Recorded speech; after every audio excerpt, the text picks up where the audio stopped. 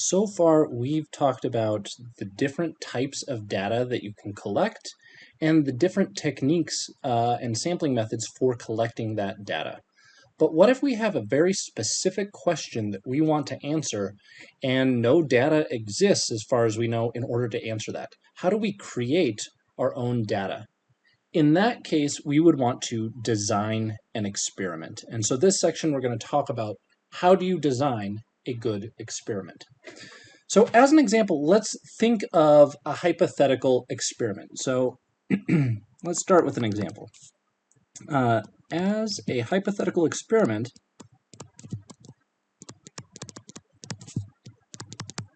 let's say we're interested in deciding whether a low-carb diet helps you lose weight.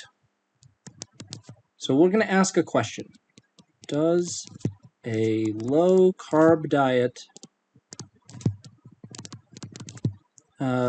lead to weight loss?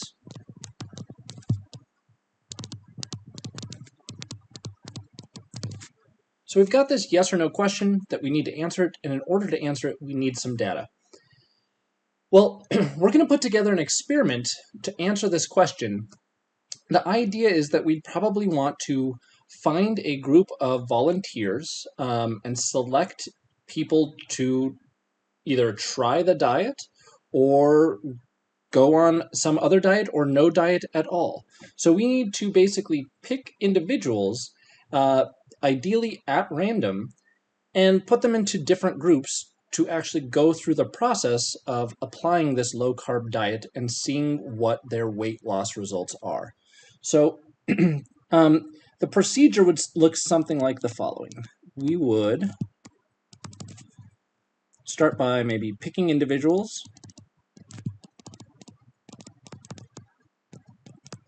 ideally at random, to go on different diets.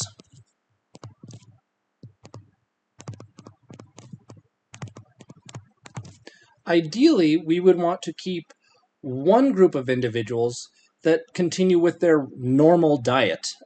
We tend to call these groups control groups, where there's a portion of individuals in the study where we don't apply sort of our treatment, and I'll define all of these terms in just a little bit. We don't apply the treatment, in this case the diet, to those individuals. We want to assign the individuals their diets at random, as I just mentioned, but we also want to consider what those individuals look like. For example, if we wound up having somebody who was severely overweight start being health conscious and going on a diet versus somebody that's barely overweight, generally speaking, people that have a lot of weight to lose are going to lose at least that first little bit of weight more easily than somebody that's already close to their target weight. Or similarly, if we have an individual that's a relatively young person in their 20s, it's going to be easier for them to lose weight than an individual who's in their 60s or 70s. So it makes it hard to compare individuals unless we start to take into account some of those other considerations. So when we assign these individuals, we want to take into account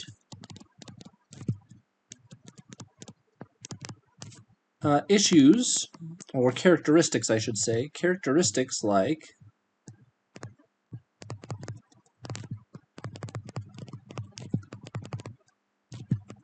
age, maybe gender, their initial starting weight and their body types. Body types, etc. So that when we compare our different groups on our different diets, the starting groups look relatively similar to one another. We would have them go through their normal procedure. So hopefully we can try to convince them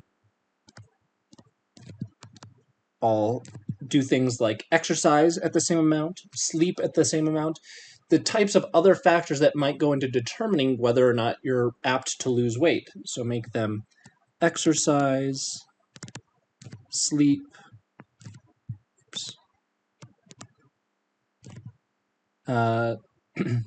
etc., things like that, the same. The goal being to rule out other factors that might influence weight loss. If we can control for all of these things, we'll basically measure their weight loss at the end of some period of time and use that outcome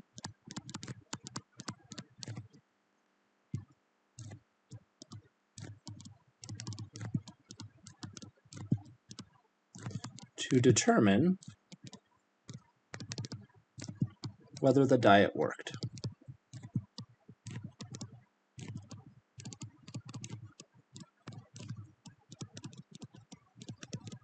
Okay, so this is kind of the idea. As we go through an experiment, there's some certain terminology that comes up in the context of statistics that I want to just make sure that we keep in mind. So let me define a few things as we go through this particular process. The first thing that I want to define is something that we're going to call an experimental unit. So let me just list these definitions off here. We'll start with definition 1. Let me zoom in a bit to make this easier to write. Computer's very laggy today. Come on. There it goes.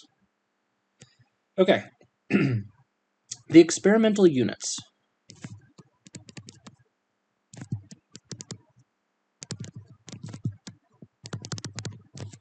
are the individuals being studied.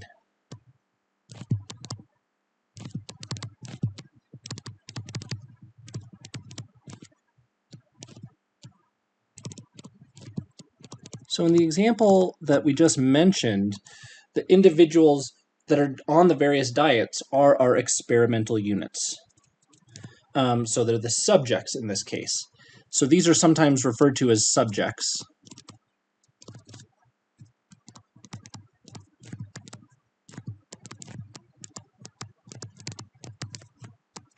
If I can write today. Ooh. Clean that up a little bit. The subjects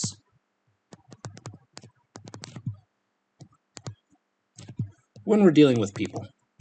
But we don't have to have an experiment on people. It can be, petri dishes or animals or plants or plots of land or something like that. So the experimental units in this case were humans, but that's not always going to be the case. When they're humans, we'll frequently use this word subjects to refer to the experimental units. The next thing that I want to define formally is the idea of the outcome, sometimes referred to as the response. And it's what is basically being measured on each experimental unit. In this case above, it was the actual weight loss. So the outcome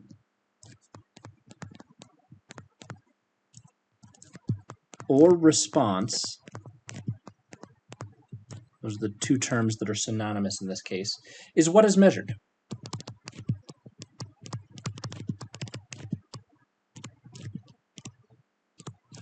On our experimental units.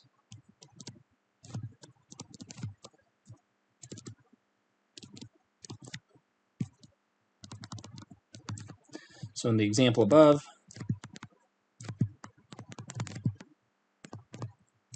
it's the weight loss.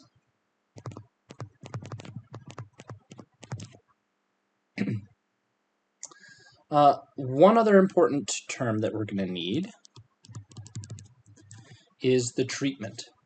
So the treatment in an experiment is the procedure or basically difference that's being applied to each experimental unit. So in this case, we're talking about the various different diets being applied. One person going on a low-carb diet, another person not changing their diet at all. Maybe we include other diets if we're trying to find the most effective weight loss diet or something like that. But we call this the treatment. So the treatment, really having trouble writing nicely today. The treatment is the procedure applied to each experimental unit.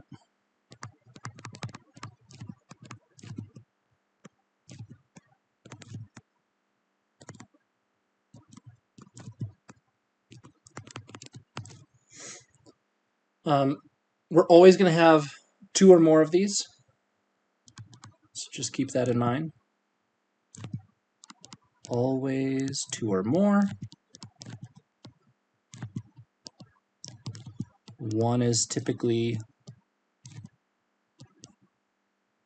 oh come on, don't freeze, is a control. I used that word a minute ago. The control being something where we don't have basically the subjects undergo any changes from their normal behavior. And in this case, in the example above,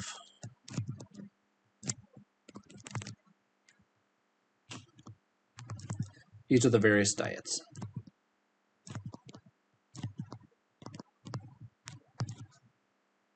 Jeez Louise, I really can't write clearly today. There we go. Okay.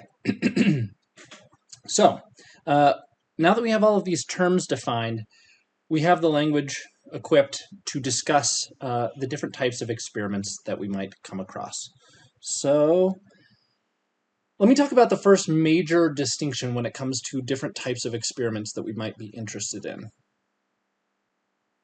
The main distinction that I want to talk about is the idea of what's called a randomized experiment versus something called an observational study.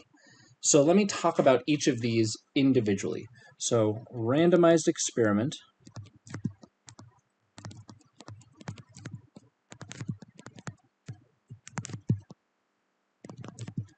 versus observational studies. Okay. In a randomized experiment, the investigator, the person conducting the experiment, is the person that gets to assign the various treatments to the various experimental units. So this is the main distinguishing factor here. So the investigator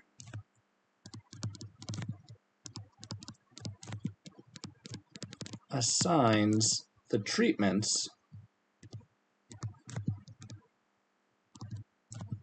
to the experimental units.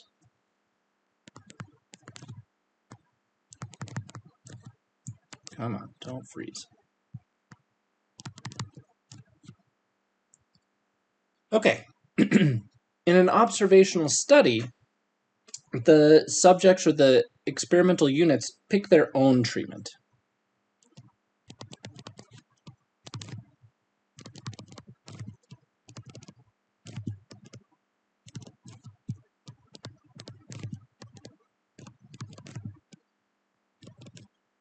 So why do we care about this distinction to begin with? And then I'm going to go into some more detail for each of them individually. But why is this distinction important? In some types of studies, it would be unethical to assign treatments to individual people. So, for example, if I wanted to study the effects of smoking on life expectancy or something like that, what we would do in that case is an observational study where the individuals pick their own treatment. They decide whether or not, at some point in their life, they are going to smoke or they're going to not smoke. And so smokers, we would observe a group of smokers and follow them and see what their outcomes look like. And then we would follow a group of non-smokers and see what their outcomes look like and compare those outcomes to try to answer our question. That's as opposed to a randomized experiment where, in this case, the investigator, the person conducting the experiment, would assign to an individual, you are now a smoker, you are now a non-smoker. It just doesn't work that way. We can't force people to to suddenly pick up smoking as a habit just so that we can learn about the effects of smoking. So this is kind of the idea. There are lots of ethical boundaries that determine whether a randomized experiment is going to be appropriate or whether we can only get away with doing an observational study. And that can be related to things like we just mentioned, smoking. Sometimes it can be related to things that involve disease or experimental treatments for a disease. And you can't just force an experimental treatment on somebody. They kind of have to sign up for it. So that's going to be one of the main distinguishing features between the different types of experiments and studies that we look at. So let me focus first on randomized experiments and some of the different types of randomized experiments that exist out there. So let's focus first on the randomized experiments.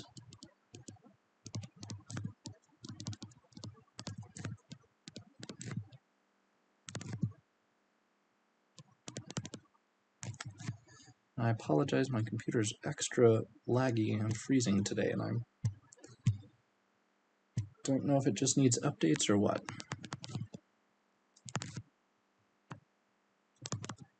Okay, randomized experiments. Randomized experiments tend to be ideal. They have many advantages over an observational study because we, as the person running or conducting the experiment, get some control over some of these factors that we were talking about up here. So in the original example, when we were talking about diets, if I want to really have a good comparison between my group of individuals that are on a diet and those that are not, I want to control for other things that can affect weight loss, like age, like gender, like body types. If I happen to get a disproportionate number of older individuals in one group and younger individuals in the other group, that's going to skew the results. And so in a randomized experiment, we can control for those things. We can make sure that the average age of individuals in group 1 is the same as the average age of individuals in group 2. And the makeup of men, women, non-binary in one group is the same in the other group. Similar with body types, right? We can look at BMIs or something of individuals and try to get the same average BMI between the two groups or something like that. So we have a lot more control. Randomized experiments give us more control. So these give investigators control over certain factors that might affect results.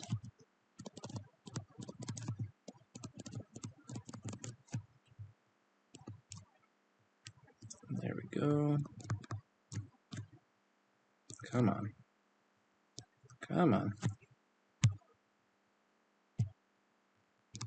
There we go. We're going to have a name for these factors that can affect the results in a minute. I'm going to save that definition for when we get to observational studies, because that's where they actually come up, because we can't control for them in that situation. But let's talk about the different types of randomized experiments that we might be apt to encounter. The first one that we will sometimes see is something called a double-blind study or a double-blind experiment.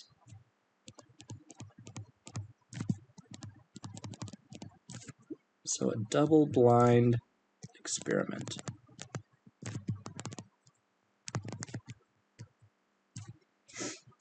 So in a double-blind experiment, the investigator doesn't know the treatment assignments either. So even though the investigator is the person assigning the various treatments to the individuals that are in the study, the investigator themselves, the person conducting the experiment, doesn't know which treatment is being assigned to which individual. That's left on some spreadsheet or something where it's kind of hidden from view.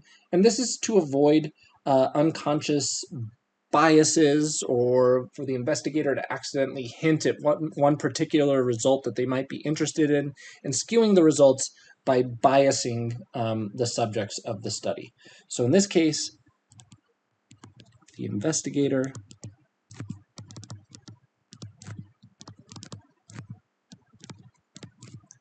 in fact, I should say neither the investigator Let's start with that. Neither the investigator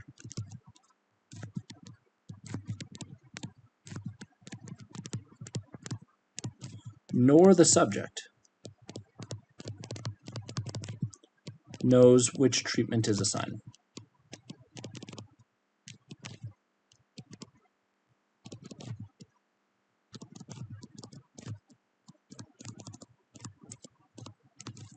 So these are frequently done on, and again, this is meant to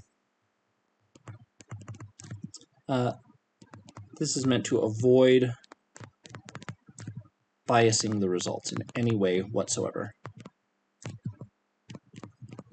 If the person conducting the study has a certain hypothesis and they're hoping this new drug they invented has a specific effect and is going to work and it's going to make them rich, you don't want to accidentally bias the results by them consciously or subconsciously picking individuals that they think are going to respond better and having those individuals be the ones that receive this drug, right? It would be easy to skew the results if you have some skin in the game in that particular case. But this can't really be done in certain situations. So it's common in like a drug trial where you can have one group or a random individual be assigned the real drug, and then another individual assigned basically a fake drug. We call these a placebo. So let me just do as a quick example that these work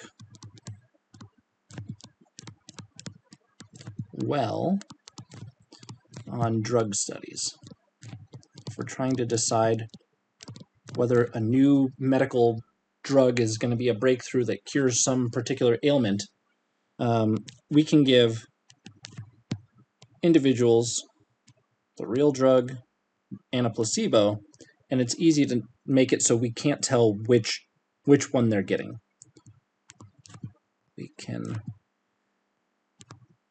have a real drug and placebo. And when I say placebo, this term placebo is something I should probably define.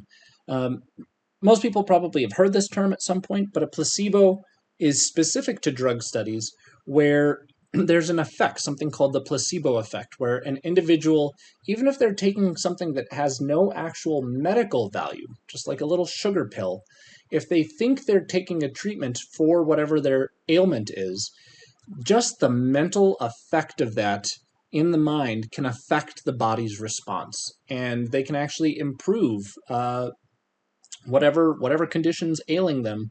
Their actual body can have physiological responses just by virtue of thinking that they're getting a treatment. And we call this the placebo effect, and we call the fake drug that they're taking, the little sugar pill, we call it a placebo.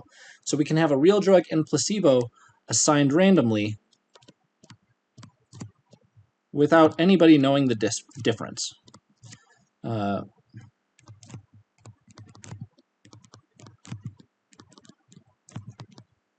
Again, obviously, somebody would need to account for the difference somewhere. Somebody would need to record who's being assigned what drug, but not the person that's actually administering the drug or running that portion of the study.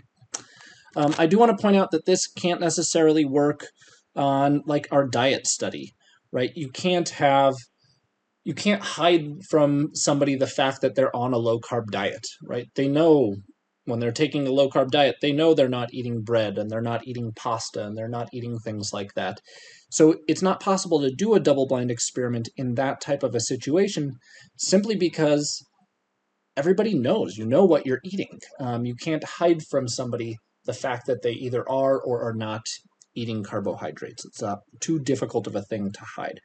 That's why it really typically only applies to drug studies frequently, because that is a much easier thing to mask, whether you're getting a real drug or a fake drug. A second type of experiment that is frequently used is something called a randomized block experiment. Let me write that one down.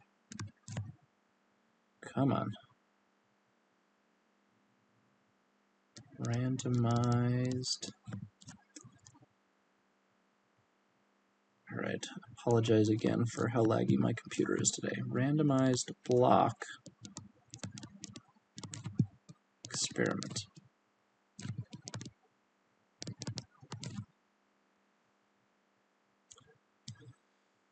A randomized block experiment is kind of what we were describing up here when we talked about this diet example, where there's other characteristics like age, gender, body type, etc., that are going to affect the outcome of the experiment.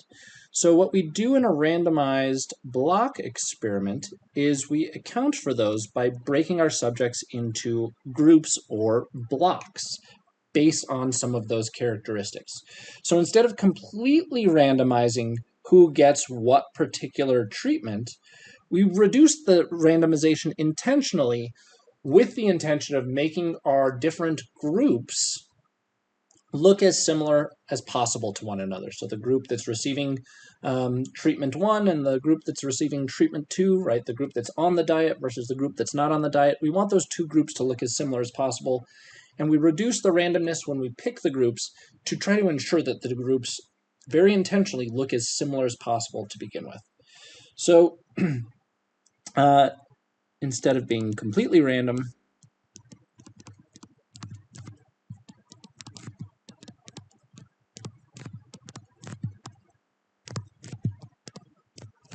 so instead of complete randomness, oh, come on now, randomness, we break the subjects into groups or blocks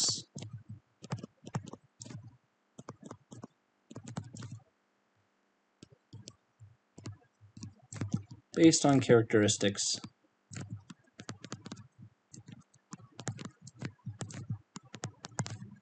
that might affect our outcome.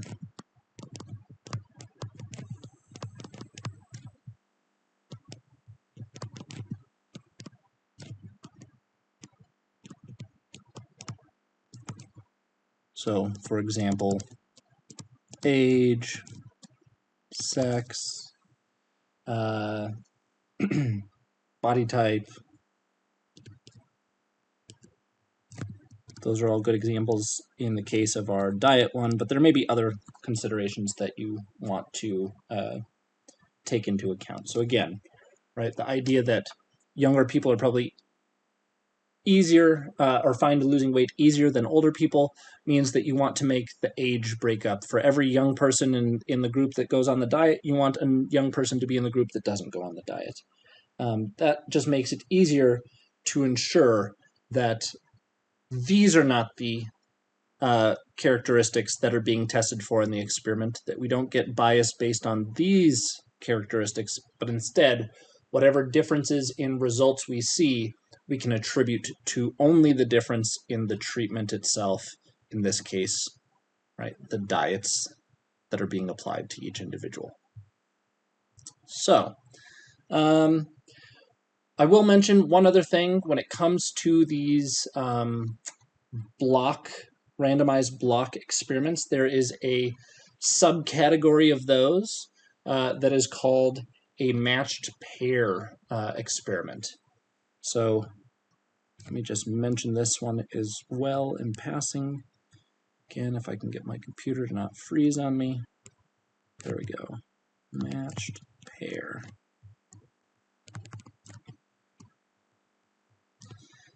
In a matched pair experiment, we're really diligent about, again, matching one individual in the group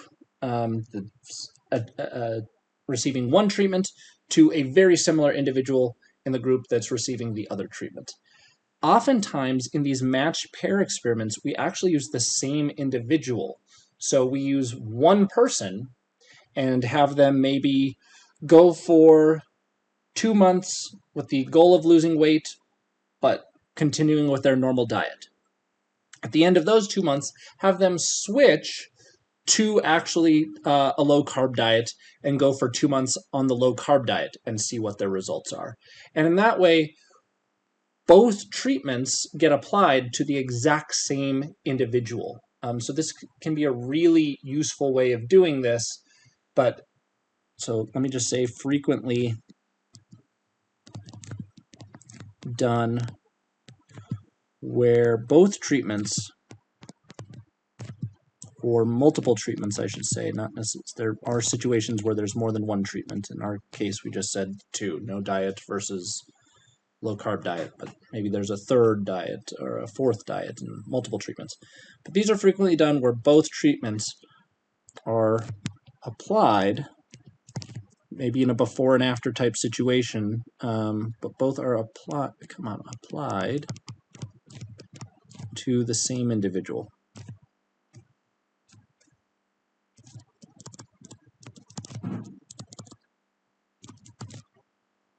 So again, it's a type of randomized block experiment where the blocks are now a single individual, and we do a really good job of controlling for things like age, sex, body type, etc., because we're actually using identical or virtually identical individuals. Sometimes these are done on experiments with like twins. That's why twins are frequently used in experiments, because they have such identical genetic makeup, right? Identical twins have the same genetics. So if you want to test for some other factor outside of genetics, it can be really helpful to start with 2 individuals who share the same genetics. Okay, I think that's it that I want to talk about for the randomized experiments. Let me talk now about the observational studies. Just make sure I didn't miss anything. Yeah, let's do observational studies. Let me zoom in. There we go. Okay. Observational studies. So again, observational studies are the situations or studies that we conduct where the subjects of the experiment, the experimental units, choose their own treatment plan. So again, subjects use their own treatment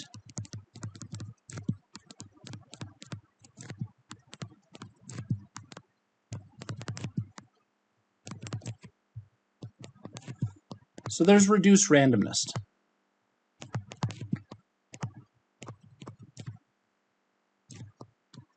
And this is, generally speaking, not a good thing. So for example, again, just to recall the example I mentioned a minute ago, right, if you're wanting to conduct a study on smoking, you can't pick and tell somebody you have to start smoking because I want to see the effects of smoking on your life expectancy or on your blood pressure or whatever the case may be. Individuals are going to choose those treatments themselves. They're either going to be smokers or non-smokers, and we'll just have to look at their other lifestyle characteristics because we can't control for them anymore. We can't say for every one person, that's somebody that exercises on a regular basis, I need an equal number of those individuals both in the smoking group and the non-smoking group. That's not something that we necessarily have control over anymore. So all these other factors, like the ones we were just controlling before here, the age, the sex, the body type, now that we're running the experiment, we have no control over those things because individuals are picking their own treatment. So we don't get to say, we want this number of individuals in this group, this number of individuals in this other group. People are picking their own groups at this point. And so we can't control for those things. What this leads to is skew of the results. So the results tend to be skewed in an observational study. We refer to these factors that can cause this bias or this skew as confounders. So let me define this term because we've been dancing around it here for a minute. But the idea of these other factors that might affect the outcome of our study, even though we're really wanting to study diet, age, sex, and body type are all things that can affect the results, those would be considered confounders. And in a randomized experiment, we can control for them. But in an observational study, we can't. And so we need to be really aware of those things. So a confounder is simply a variable. A confounder is a variable that is related to both the treatment and the outcome.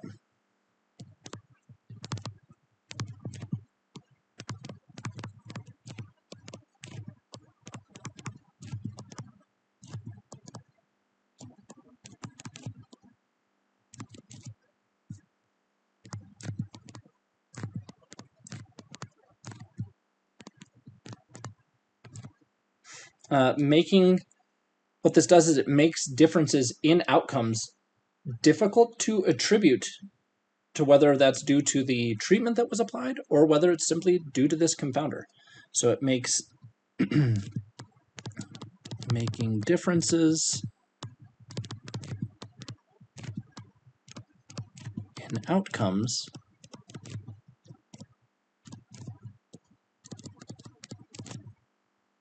difficult to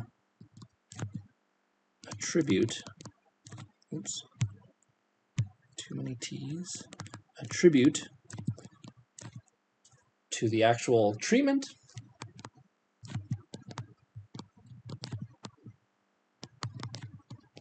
or just the confounder.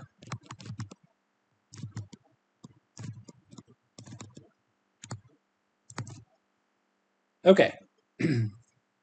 A really clear example of this, one of the classic examples of this that tends to show up, is another situation related to this idea of smoking. Maybe we're interested in determining whether more men than women have heart attacks. So, are men more likely to have heart attacks than women? Come on. Are men more likely to have our heart attacks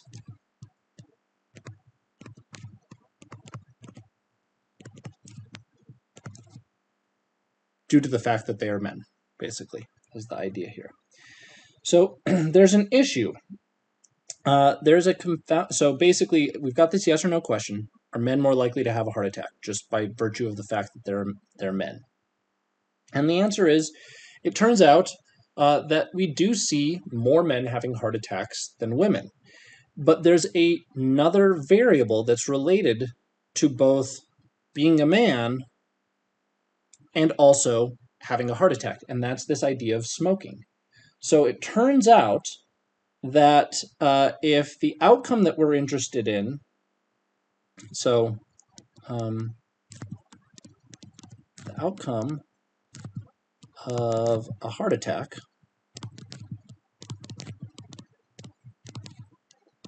is related to smoking. People who smoke are more likely to have heart attacks.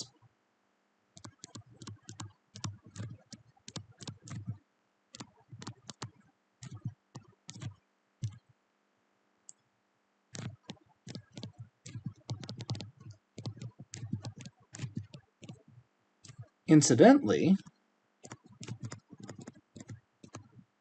men are more likely to smoke than women.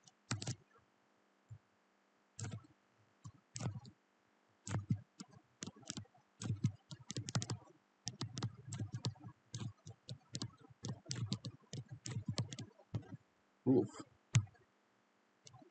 Computer can't keep up with my writing speed here. Okay, so men are more likely to smoke than women.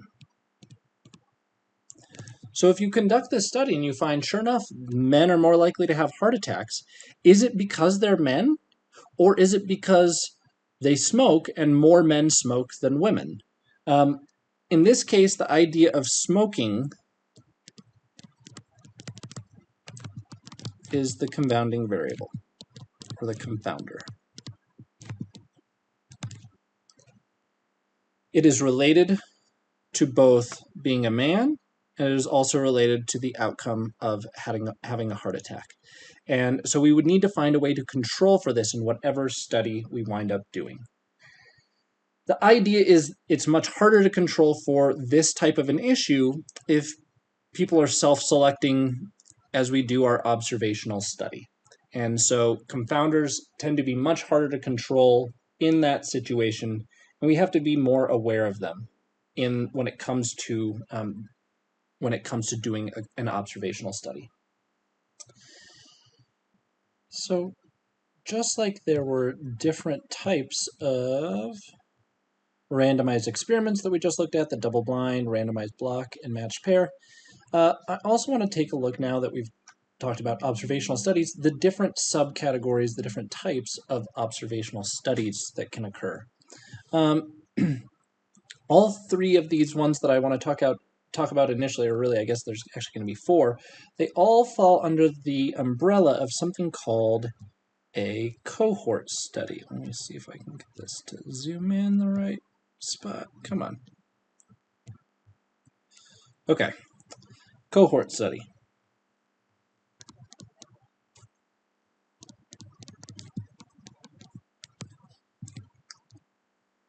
So a cohort study simply follows a group of subjects or studies a group of subjects to see what factors might affect a certain outcome of interest.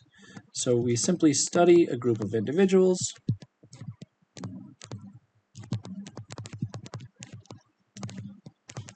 to see what factors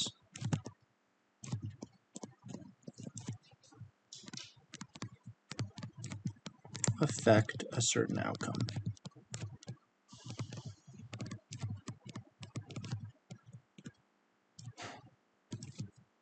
The first type of cohort study I want to talk about is something called a prospective study.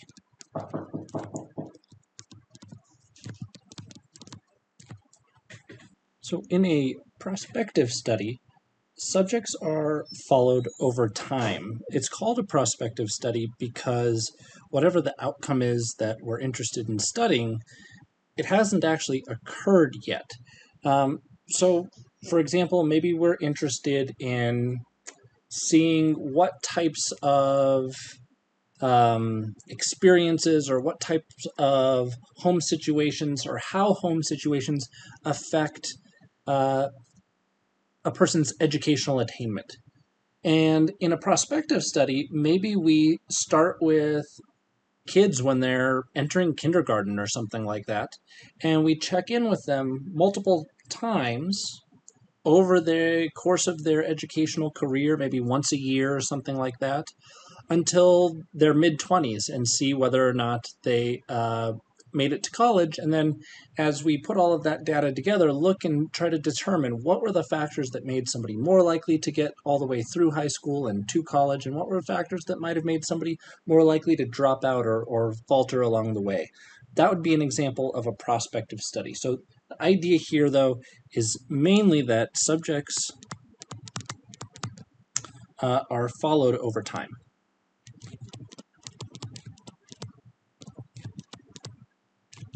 And these tend to be pretty good, about the best kind of observational study you can hope for. Is a prospective study. The next type I want to talk about is something called a cross-sectional study. And in a cross-sectional study, let me just write that down, cross-sectional study, instead of following subjects over time with multiple, and I guess I should add that in, multiple observations of them. If I can, come on, don't freeze. Multiple observations.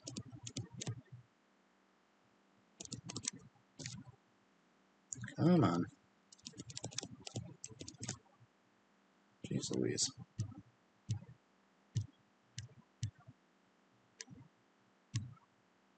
There we go. So instead of following them over time with multiple observations, we look at a single observation. So the idea is that we look at a simple snapshot or a single cross-section of what those subjects wind up looking like. So in this case, the measurements that we're talking about, whatever those cases may be, the check-ins that we're talking about, the measurements or observations are only taken once.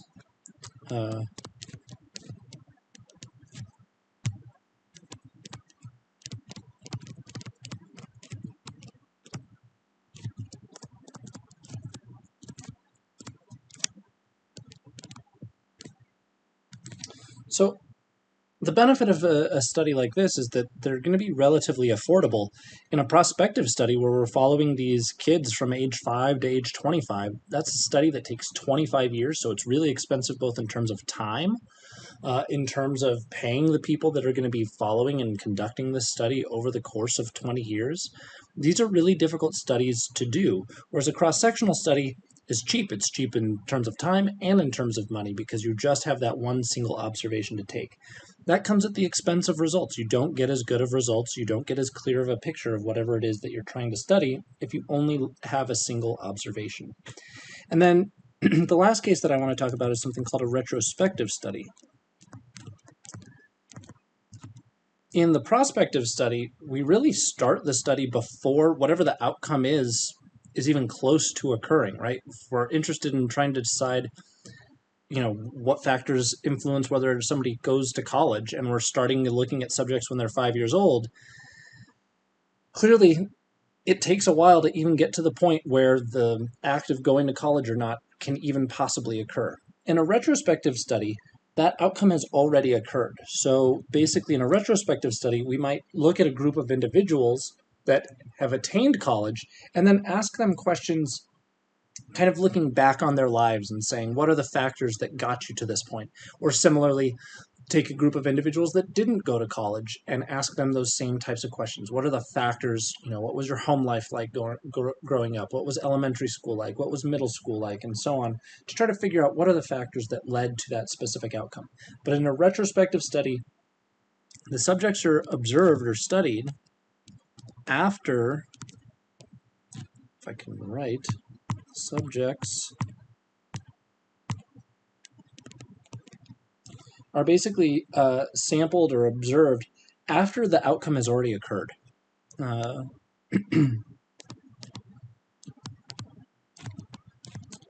whatever that outcome is that we're studying, we're looking backwards in this case.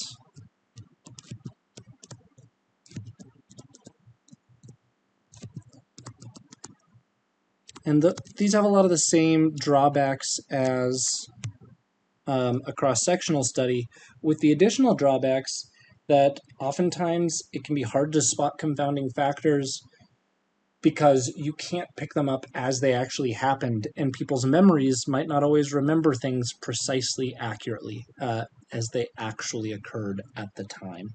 So retrospective studies tend to have to be taken with a grain of salt. One subcategory of retrospective studies that's really important, though, is something called a case control study. So this is sort of a subcategory, so I'll put it here. But a case control study,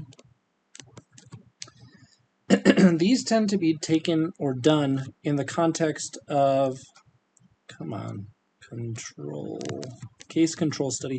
These tend to happen in the context of a rare outcome. So these are done for rare outcomes. Right? Going to college isn't necessarily a rare outcome. So you can start a prospective study with a bunch of 5-year-olds and assume that if you start with 100, at least some of those 100 are going to wind up going to college, and you'll be able to make some comparisons.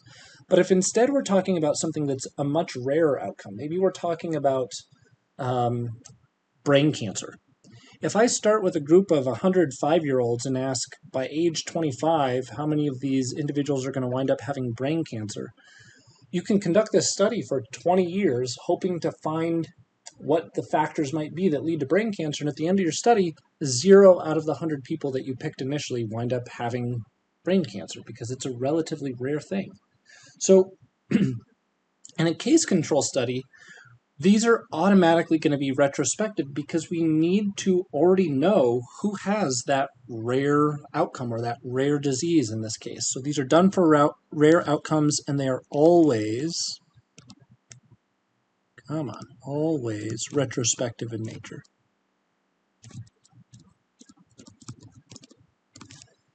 And in a case control study, we basically do 2 samples. Typically 1 sample for the individuals that have this rare outcome, and another sample for the individuals that don't have that rare outcome. And we use the non-rare disease as the control group, and the rare disease as the actual treatment group that we're interested in. And we would be able to look at maybe things like genetic factors or something like that.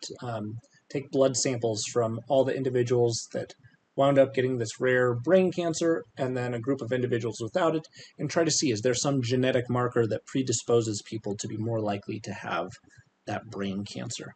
But either way, because it's a rare outcome, It has to be done in a retrospective manner. We have to be able to find those people for whom that rare outcome has already occurred in order to even have a chance of getting any information about them. So overall, we have randomized experiments, and these are generally the preferred approach when possible, but they aren't always possible, and in that case we have observational studies. In the case of observational studies, we just need to be mindful of these confounders, these types of variables that can be related to both the treatment and the outcome, and that can make it hard for us to know whether, when we see some difference between different groups, is it actually due to the treatment or not. So, and then lastly, we have subcategories, different types of those observational studies for use in certain situations, just as we had different types of randomized experiments when we're trying to preserve a certain feature or control for a certain type of category in the groups that we're studying. So now that we have a good sense of how we can collect the different types of data, the next step is going to be trying to find ways to organize and summarize and look at that data. So we'll take a look at that in the next section.